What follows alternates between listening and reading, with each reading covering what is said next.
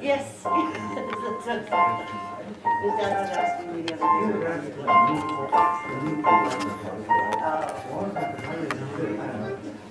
That's like, I said it was the hard stuff. Which one do you want? I'll take one. I'll take mine.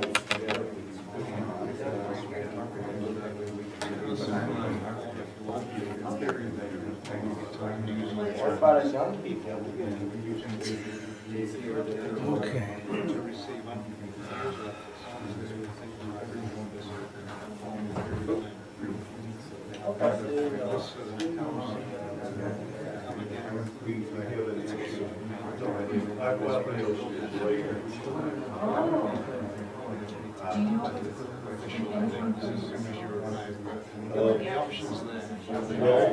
What we're thinking is that maybe we could ask you guys to play at 5:00 if you're not here to play a little bit of something to practice. Good morning. Good morning.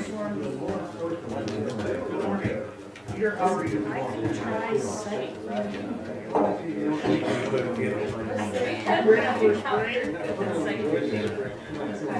Yeah.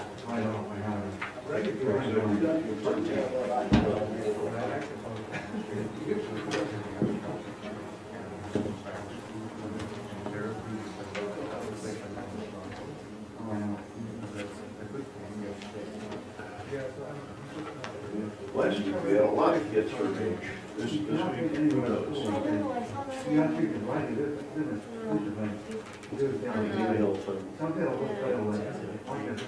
They decide, yes.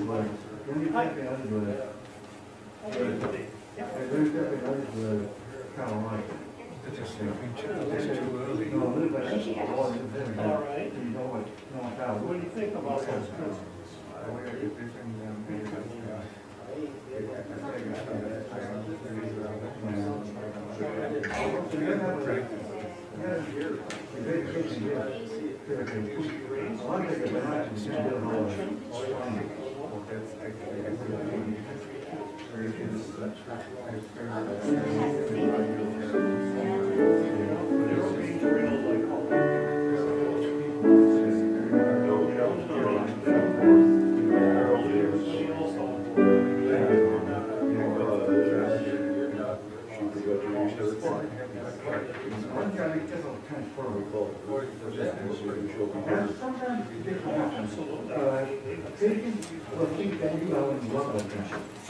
And she is here now.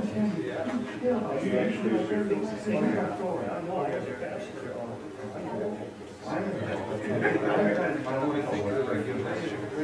Get two of these.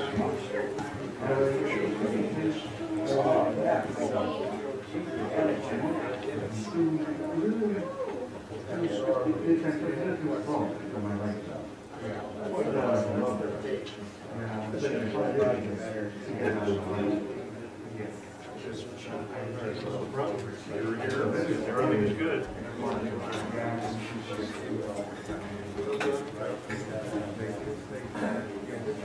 So, prices are good.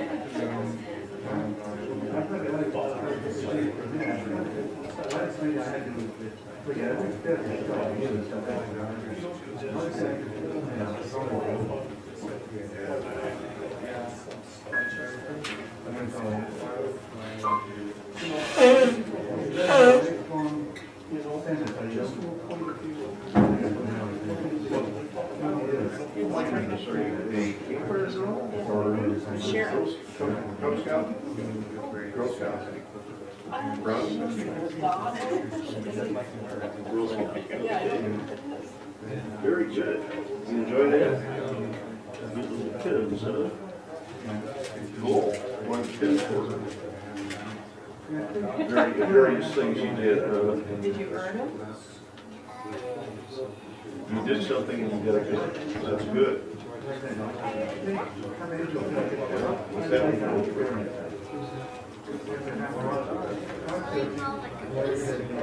Sean cooked them. Great. That's the number one bag.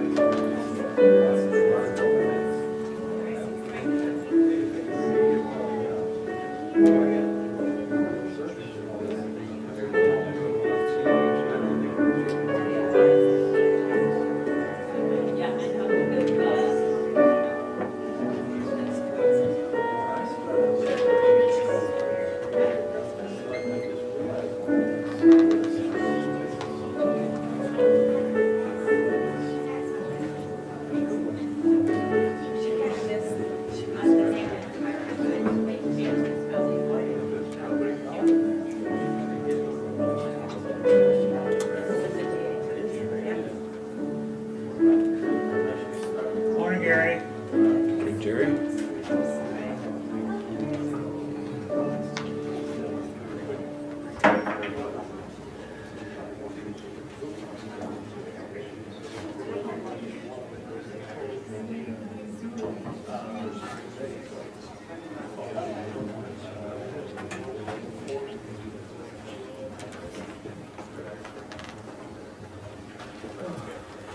Morning.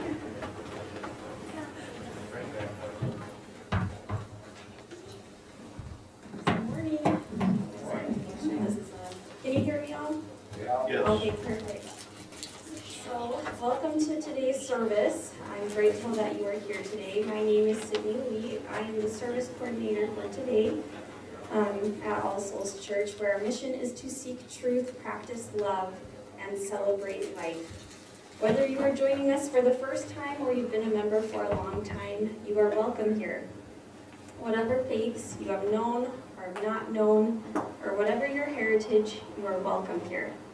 Whatever questions you hold, whatever truths you seek, whatever sorrow you have known, whatever joy has filled your heart, whoever you are and whomever you love, you are welcome here.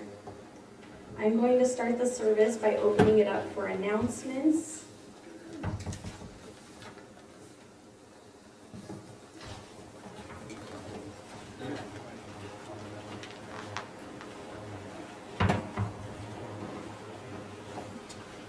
Hello, I'm Paul.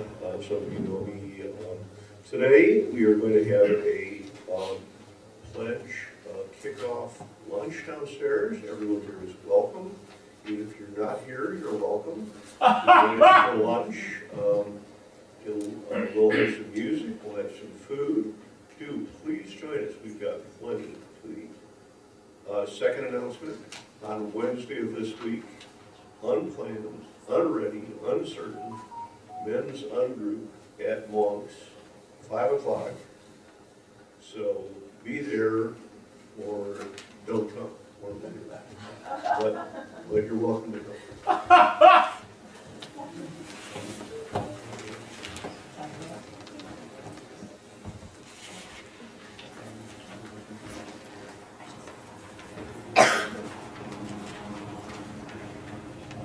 Well, I'm John Cunningham, the president of All Souls, and I'm very glad to see so many guests.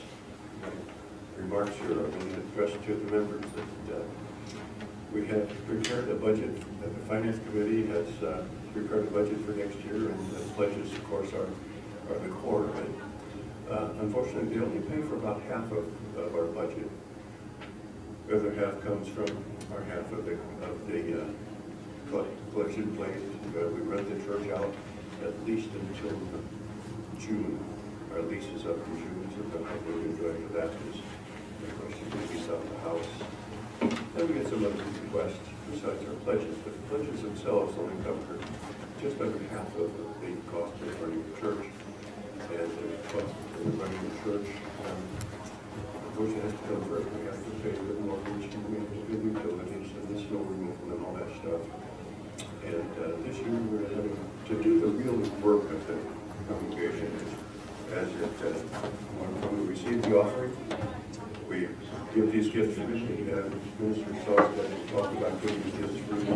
I'm talking about accepting them gratefully. To do the work of our congregation, to donate half of our collection plate to good charitable organizations, support the banquet, support the Flag Festival and Festival of Cultures and other places we reach out to the community. To do that this year, we're going to have to reach into our savings. And so we're already going to ask for, we get a little increase in the pledges just to keep up with expenses because of inflation. But I'm going to welcome you for downstairs to hear a little more from the Finance Committee. Less from me, thank you. But the Finance Committee will tell you more about our budget, and so forth. And so I hope you all come. And the guests also, if you're considering at all being a member of All Souls, we hope you are, then you might want to just learn a little bit about what we do and where we spend your money and so forth. And that's, you're very welcome to eat to your heart's content, because there's quite a bit of food down there. Enjoy that, and welcome, I want to welcome all of you guests. I think there's as many guests today as there are members. It's just really, really tremendous. I appreciate it and enjoy the interest. So welcome to All Souls, folks.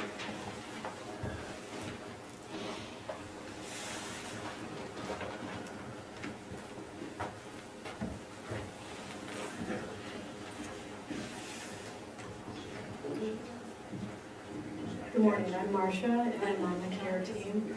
And prior to COVID, Reverend Ted Towson used to come here on a regular basis to preach. He was driving from Frontenac, Minnesota, and his wife fell last weekend and broke her elbow, had surgery, and we have a get well card on a clipboard toward the doors back there, if you would like to sign in with me.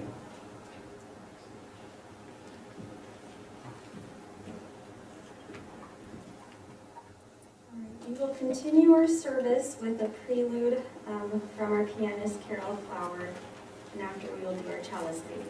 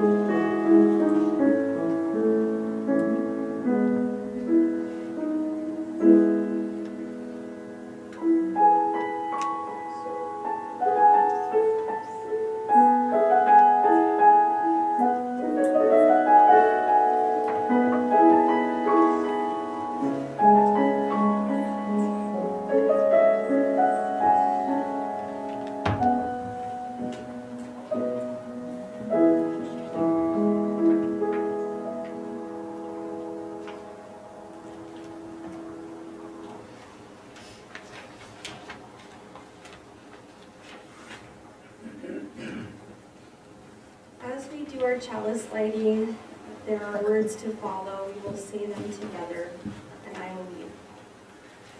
We are grateful. We are grateful to be. We are grateful to be here. We are grateful to be here together. We are grateful to be here together again.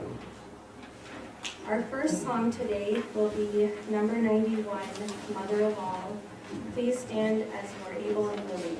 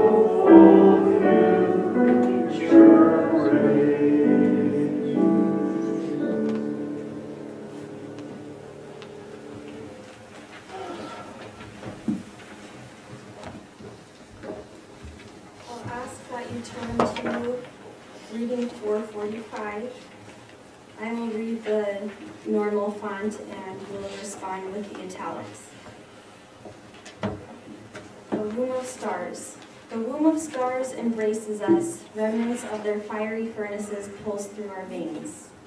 We are of the stars, the dust of the explosions cast across space.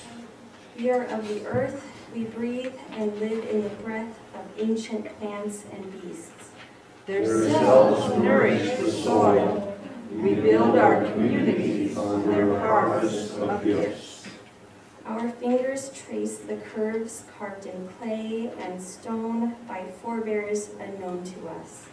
We are part of the great circle of humanity, gathered around fire, the hearth, the altar.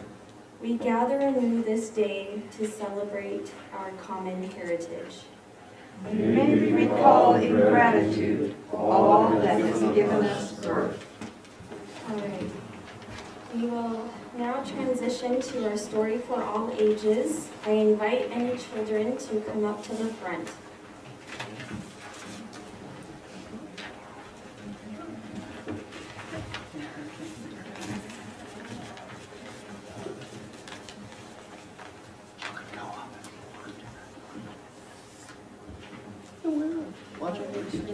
This microphone's on? No? Should be. How about now? No? I'll be really loud. How about that? How many of you like to read? You like to read? for the, all right. Let me replace this. Is that on? Yeah. Okay, sounds good. Maybe it just took a while to warm up. Do any of you not like to read? I take it some of you probably don't know how to read yet. That's okay. So this story is about a little girl who's a contrarian. Whatever other people like, she doesn't like it. And so this is Miss Brooks loves books and I don't. Miss Brooks is our librarian. She loves books a lot. She loves The Runaway Bunny and Babar and Where the Wild Things Are and A Very Hungry Caterpillar. I asked Miss Brooks why she dresses up for reading circle. I want you to get as excited about books as I am, she says. I think Miss Brooks gets a little too excited, and I bet her costumes itch. Halloween means we each have to find a poem to share, but all the books with witches, ghosts, and goblins are checked out, and I hate pumpkins. So I make up a Halloween poem of my own. Eek, a freak. The class looks at me funny. Miss Brooks says, well, it's a start. All year long, Miss Brooks reads us books. Books about dragons and pilgrims and presidents. Books about love and leprechauns, groundhogs even. It's vexing. Then in May, Miss Brooks tells us about something truly terrifying. Book week. You each need to pick a favorite story to share with the class. I want you to wear a costume and tell us all about it. Really show us how much you love it, she says. I'll never love a book the way you do, I tell Miss Brooks, so don't be so sure, she says. When I get home, I ask my mother if we can move to a new town. My mother says there's a librarian in every town. I ask if she wants to do my assignment for me. I've already been in the first grade, she says. Every single day of book week, kids share stories about trains and fairies and cowboys and dogs. When Miss Brooks asks what I think, I say, too flowery, too furry, too clickety, and too yippity. So Miss Brooks fills my bag with more books for me to read with my mom. But I don't like any of them. They're too kissy, too pink, and too silly, I tell my mother. You're as stubborn as a wart, she says. Warts? I want to read a story with warts, I shout. My mother finds a book called Shrek. Shrek has hairs on his nose and he snorts. Can you snort? Good job. Can you, or I love that. Can you read it again, I ask?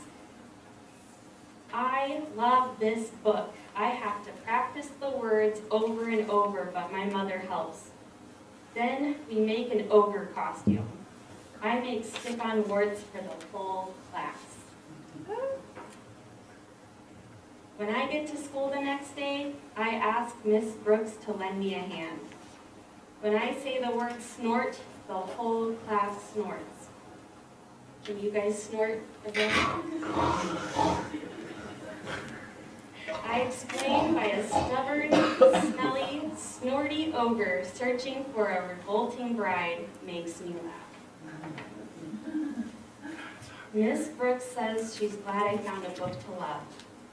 She says that even ogres like me can find something funny and fantastic and appalling in the library. And that is the slimy truth.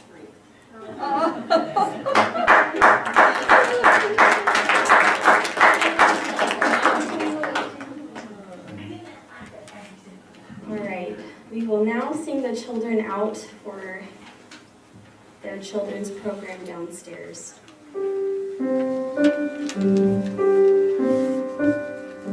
Go now in peace, go now in peace. May the spirit of love surround you everywhere, everywhere you may go.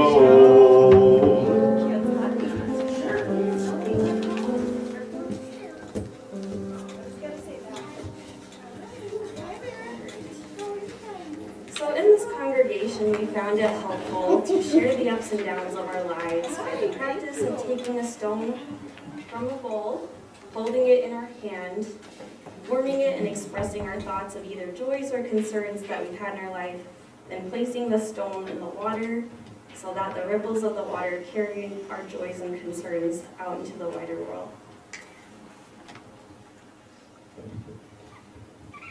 I'll begin.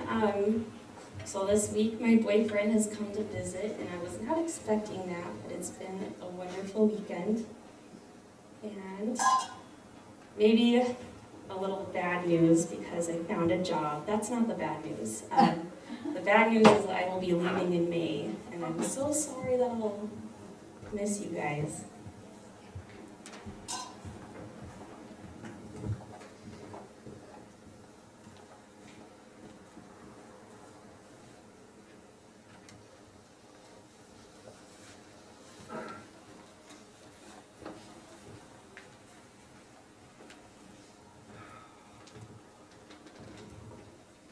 Thanks. Again, my name is Paul, if some of you have forgotten.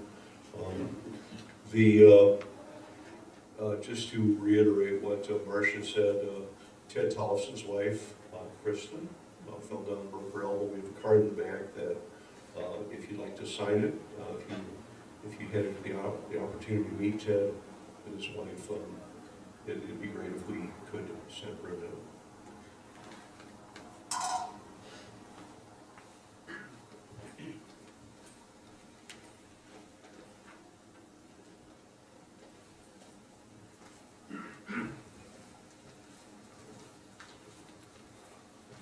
Well, Scott's doing better. He's here today. I didn't feel like talking. I just wanted to say he's been tired and a little sore from the surgery, but he's doing well.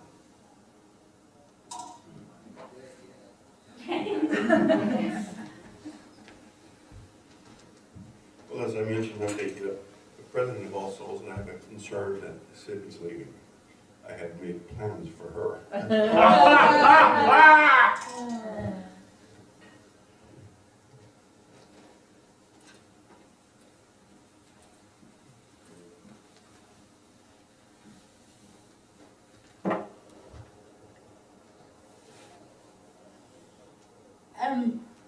My name's Edie Ann Hafke, but everybody calls me Edie, so, and my wife is Jennifer. She sometimes prefers to be called Jenny.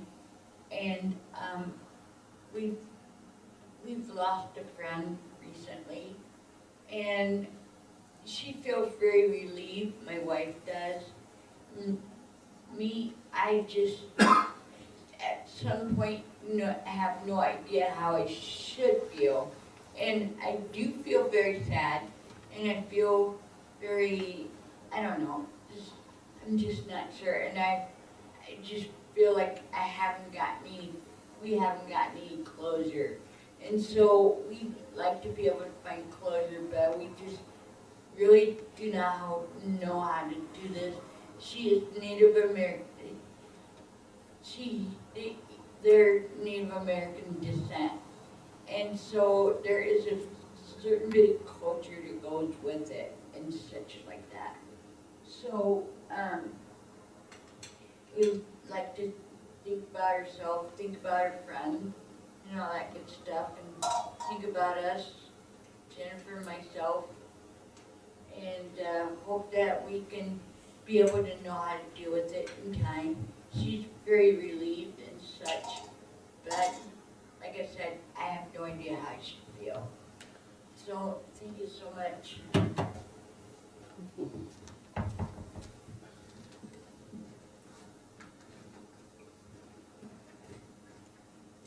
My name is Allan. First of all, my wife Janine is doing much better after her bad bronchial thing. And she's not here today because her grandson and a friend have been staying with us from here. They had to be here for the basketball tournament this weekend. And so it's been fun to have grandkids, teenagers in the house for a couple days. And they're good kids, so thankful for that.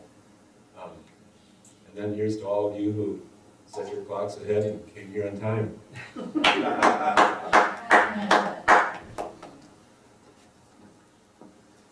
Alright, I will place one final stone in the water for our unspoken joys and concerns, that they may ripple out into the world around us.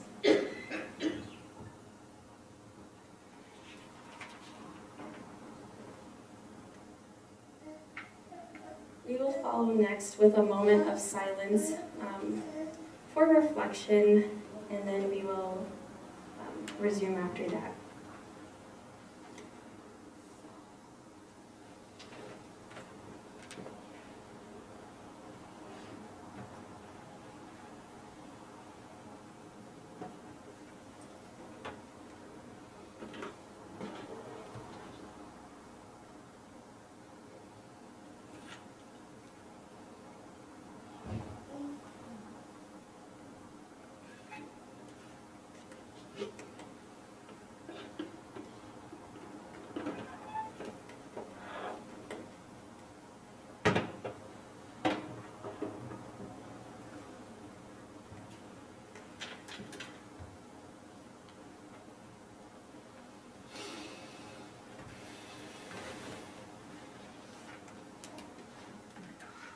Thank you for that. We will now resume with our second song.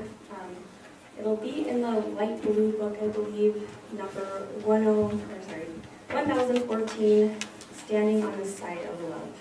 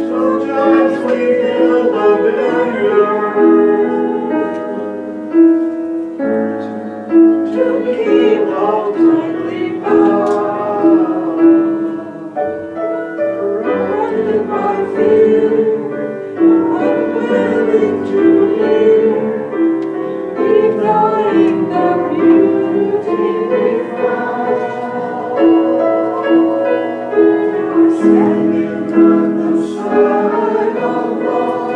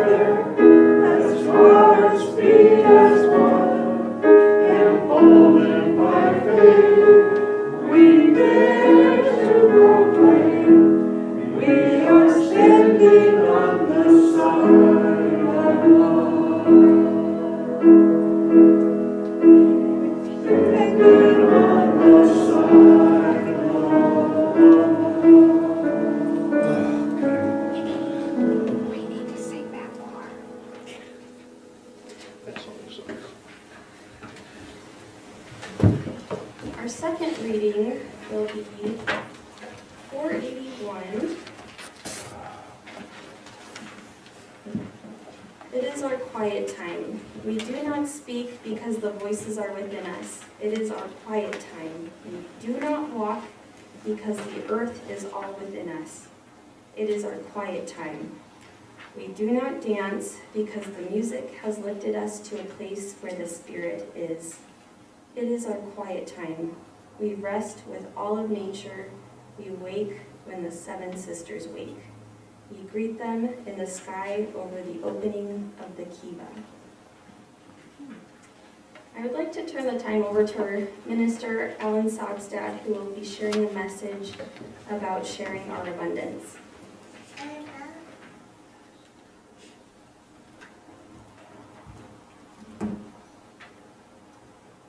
I'd like to add my own personal words of welcome to those of you that are newer, and I'm glad all of you are here today.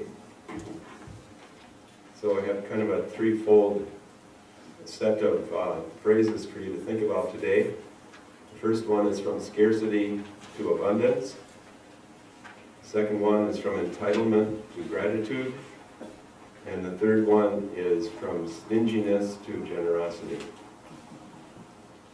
So growing up with parents who went through the Great Depression, they didn't inherit land from a previous generation, and so they rented farmland for 9 years and then took the plunge and went deep into debt to buy a farm. And most years there was barely enough money to pay the payments on the land and barely enough rain for the crops. And so I grew up with kind of a scarcity mentality in our house. My mom would say a housewife's work is never done, and my dad would say a farmer's work is never done. It seemed like there was never enough time, never enough money, and we were always tired. So there was, however, a seed planted in a counter message from my grandmother who said, "How can you say I don't have time? All we have in this world is time." And so as an adult, I've had to kind of unlearn that scarcity mentality. And so now I realize that we can go from scarcity thinking to abundance thinking. We can tell ourselves, we can teach ourselves that we have enough, and we can live as if we have enough. As Gandhi said, the world has enough for everyone's need, but not enough for everyone's greed. And so if we choose carefully where to invest our time, choose carefully when to say no to what is trivial, and focus more on what is truly important and valuable in our lives. It's been said that the good is the enemy of the best, and I really like that phrase because so often we're tempted to be satisfied with a good TV show instead of a great show, or a good book instead of a great book, or a good movie instead of a great movie, or a good job instead of a great job. Sometimes we settle too easily, and the good becomes the enemy of the best. And so we can choose, as I said, to live within our means, to live with the time we have, and to also choose rest when we need to, especially when we got an hour less sleep last night. So today I'm going to indulge in my dad's favorite Sunday afternoon activity of taking a nap.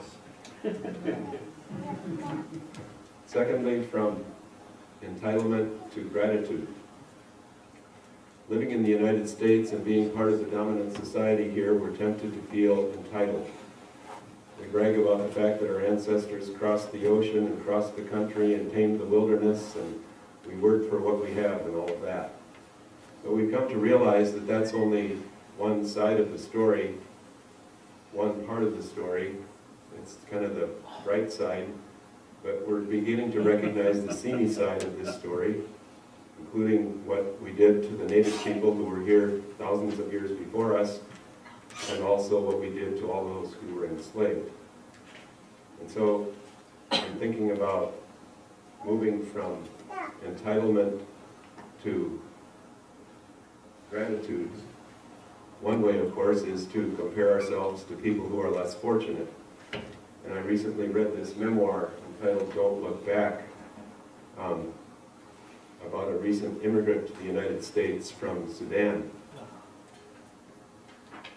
In the ravages of the Second Sudanese Civil War, some 20,000 children were separated from their families. You probably remember hearing about the so-called lost boys of Sudan. There were girls among them too. And this is one story. At age 5, Achut Deng was separated from her parents and was in the care of a grandmother and then another relative for some time. After she and many others went walking and running hundreds of miles through the war zone and then through an unforgiving desert, they finally got to a refugee camp in Kenya and spent 9 years there, and then finally got permission to come to the United States. People like, and she ended up in Houston, Texas in 2001. People like Achut have a profound feeling of gratitude and anything but entitlement. And I'd like to read you just one example of the culture shock and the abundance that she came into contact with on her second day here. They flew in and were very tired, but they were so excited they couldn't sleep that night and still in jet lag, but the next day they had to get into the rat race of this country. And so after orientation, Veronica drove us to a large store that sold everything from clothes to food. Sarah and I couldn't believe the amount of clothing crammed onto racks and stacked in folded piles on tables. They had clothes for people of all ages in every size and color. We were excited to pick out something new to wear, but struggled to choose with so many options. You could have clothed all of Group 9A in the refugee camp with what's in this one store, I said to Sarah, as Veronica led us over to look for new shoes. There were rows upon rows of shelves packed with boxes of shoes. I glanced down at the open-toed slippers that I had worn from Kakuma. I had received them when I was 14 years old. Standing among such great abundance in the only footwear I had ever owned, I thought of Julia and the hundreds of thousands of refugees that we had left behind in Kakuma. Tears welled up in my eyes. They had so little and needed so much. Sarah sniffed back her own tears and took my hand in hers. I know, she said, giving my hand a gentle squeeze. I know.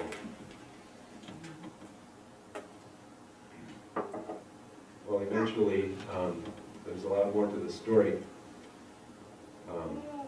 Achut became a U.S. citizen at age 25, and about 10 years ago came to Sioux Falls, and now you could find her about 2 or 3 miles north of here at Smithfield in the HR department. The book will be back in the public library in a couple days. I recommend it. And so we can let go of an entitlement mentality when we compare ourselves with someone like Achut Deng. There are other ways, though, to get beyond that entitlement mentality. We can learn to appreciate nature more. University researcher interviewed by Shankar Vedantan on Hidden Brain took a group of students out into a grove of eucalyptus trees and found that after spending some time out there, they felt and shown themselves to be less entitled and less arrogant and more grateful. And so this researcher recommends that we do more to appreciate nature, such as taking a drive out in the country on a clear night and getting away from the city lights and looking up at the stars and thinking about the vastness of the universe and the vastness of time, and the fact that the distance to those stars is measured in light years, the distance that light travels in 1 year, and to think about how small we are in the face of that. Or another option is to go on a nature walk or a discovery walk, the kind of walk that your dog would like you to take.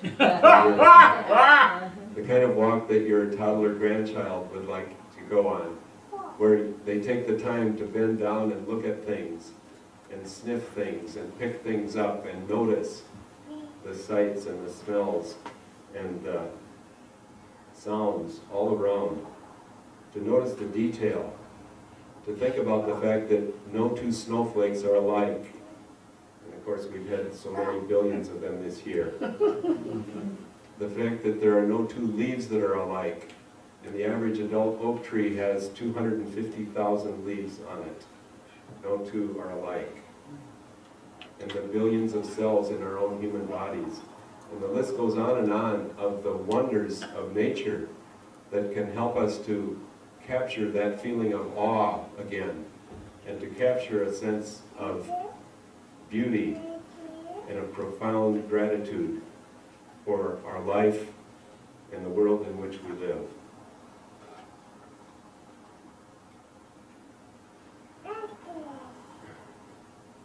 So, having the attitude of appreciation for abundance and the attitude of gratitude leads us to generosity.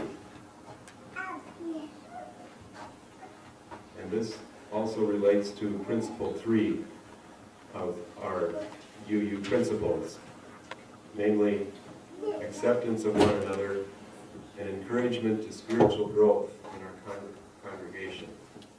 Acceptance of one another means acceptance of diversity, and the fact that the human race has tremendous diversity, and we can learn to appreciate that and not be threatened by it. And spiritual growth includes growing in appreciation for abundance and gratitude. And spiritual growth also leads to generosity.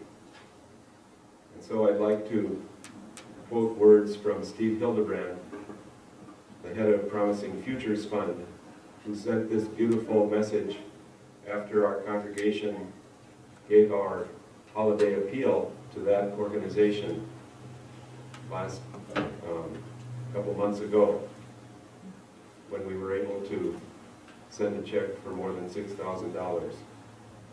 Steve Hildebrand writes, "Good morning, that's pretty amazing. Honestly, your congregation, while small, is mighty. The generosity should be a model for other churches and other organizations. The members reach deep and make significant contributions. I am really impressed.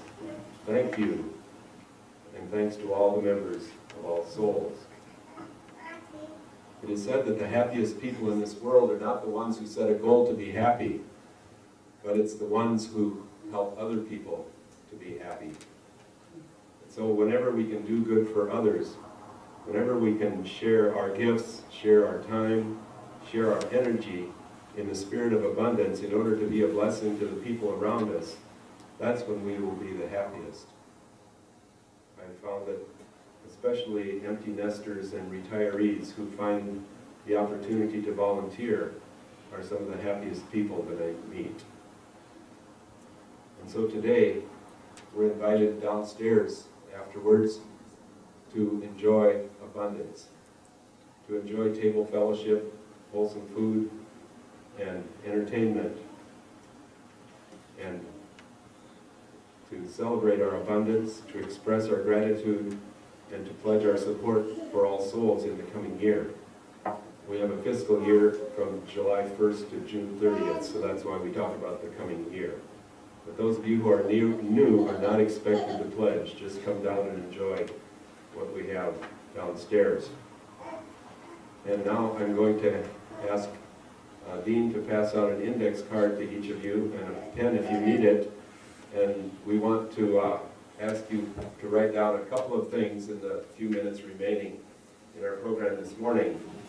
The first thing I'd like you to write down, and this is for everybody, what do you appreciate about All Souls? And if you're here for the first time, tell us something you've noticed that you like. Maybe things you don't like too, but today we're just asking for what you like. So number one, what do you appreciate about All Souls? And then number two, what organization or cause or topic would you like to learn more about? And this is to benefit our program team as we plan various programs for the coming weeks. I only speak up here once a month, and we have great people from around the community and from our own membership who prepare a message like this for our Sunday morning program. So if you'd write down those two things, please, and then pass those in at the end on your way out. One thing you like about All Souls and one thing you'd like to know more about in the community, or some issue or some organization or some kind of topic that would be of interest to you. If you need a pen, I'll pen, Paul. So again, we appreciate your being here, and we invite you downstairs with no obligation this morning, and invite you to move from scarcity to abundance, Anybody need a pen? from entitlement to gratitude, and from stinginess to generosity. May it be so for all of us.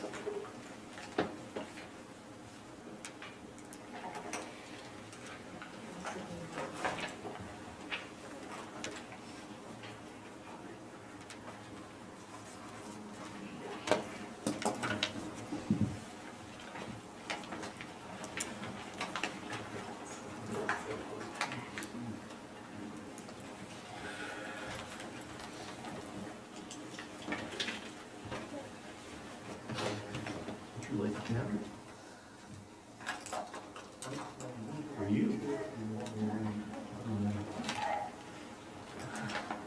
Right on dad. Right on.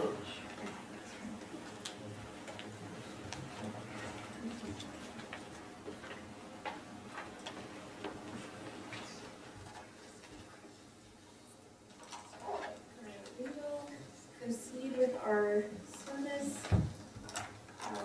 with our collection plates.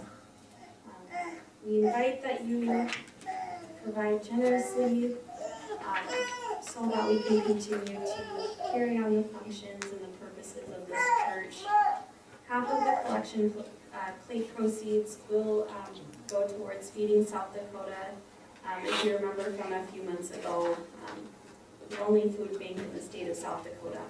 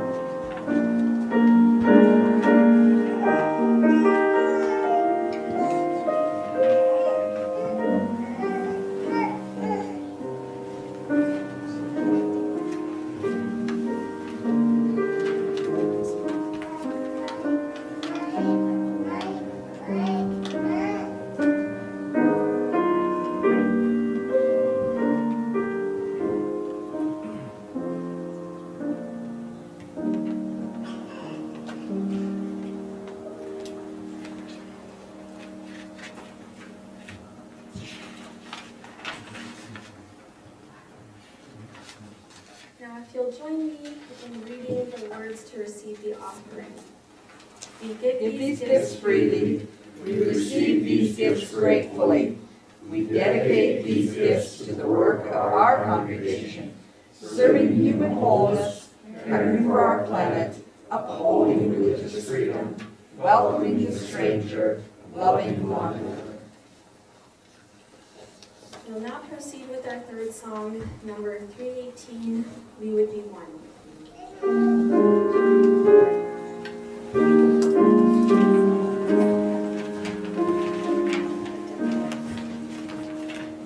Would be one as the joy to see. Why alone to pledge ourselves anew to thy cause of greater understanding of who we are and what in us is true. We would be one in living for each other, to show to all a new community. We would be one in building for tomorrow, a nobler world than we have known today.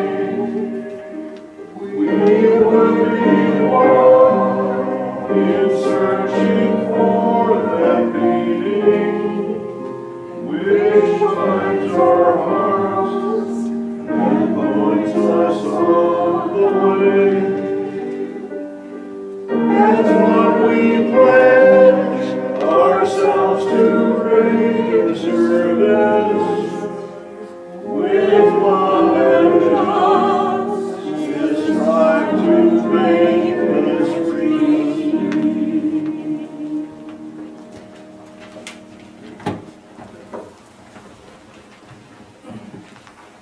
Once again, the idea with the cards is to simply put them on a table or on a chair in the back on your way out. I will pick them up later. So our final reading is number 515 in the back of your book. As before, I'll read the regular type, and if you would respond with the italics.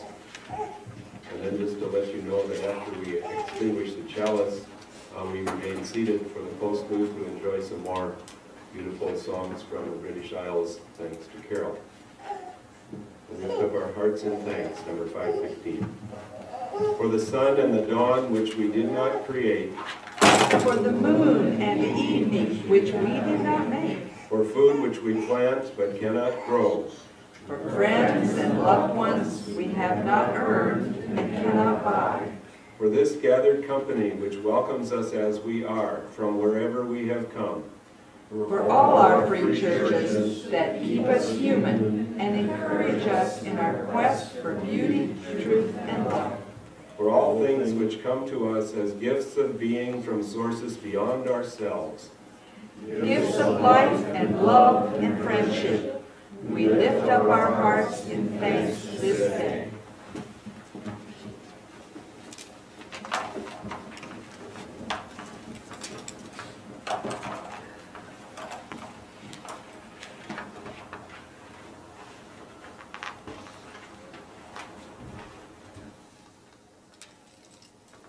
The chalice is extinguished, But the light goes with us out into the world.